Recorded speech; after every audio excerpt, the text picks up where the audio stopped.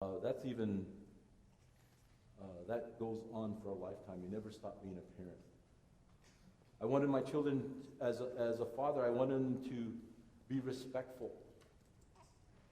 They had to respect their mother. There were some things that were non-negotiables. I remember when my kids were growing up, they would, Aaron had these MC Hammer pants. Pairs, they were really silly looking. And then Lucas used to wear his pants fully down here, his underwear showing, but I thought those weren't big deals to us. If you want to look stupid, that's fine. Just don't let your pants fall. But there were some things that were non-negotiable, like respect for their mother, respect for their family. These things were not on the table at all.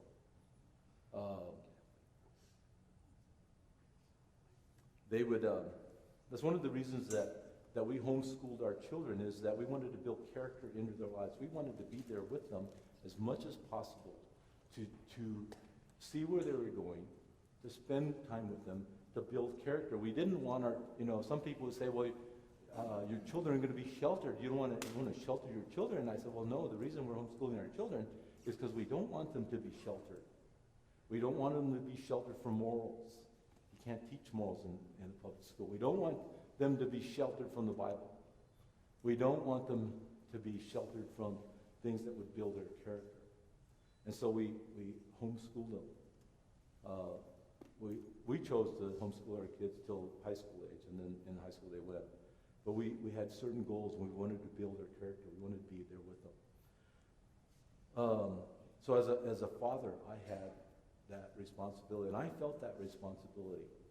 Fathers, it's too easy to let our wives do that. And this I always had to fight, because my wife, would do a lot of the teaching. She was there.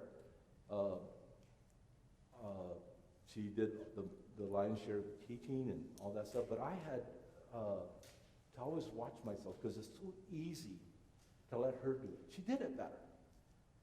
She was, and she was with them all the time. So I always had to wrestle myself back into the scene, get back into it. So as a father, you need to really stay on top of it, stay in the game. Know where your kids are, what they're doing, how they're doing, and how they're going to get there.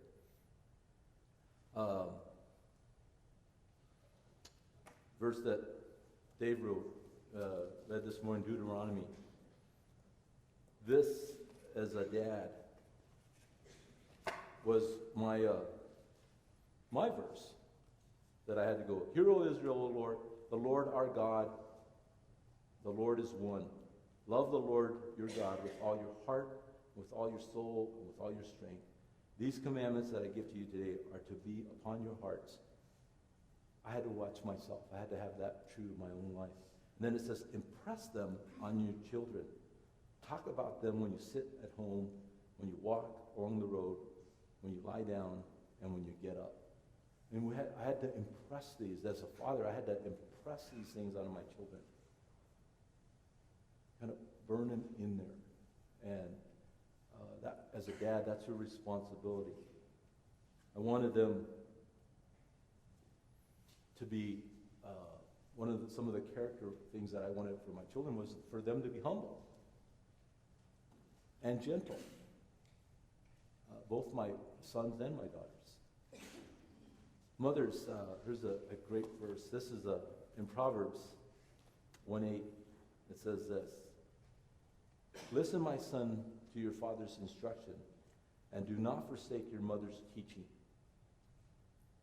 And those are two interesting words. Father's instruction. That word instruction, it could be translated commandments. It could be, it's translated other places as warnings. It's translated as correction, reproof. Those are all the things that a father does. He says, my sons, listen to your father's correction, to his instruction. And then it says, do not forsake your mother's teaching. And the word teaching here, it means to point the way.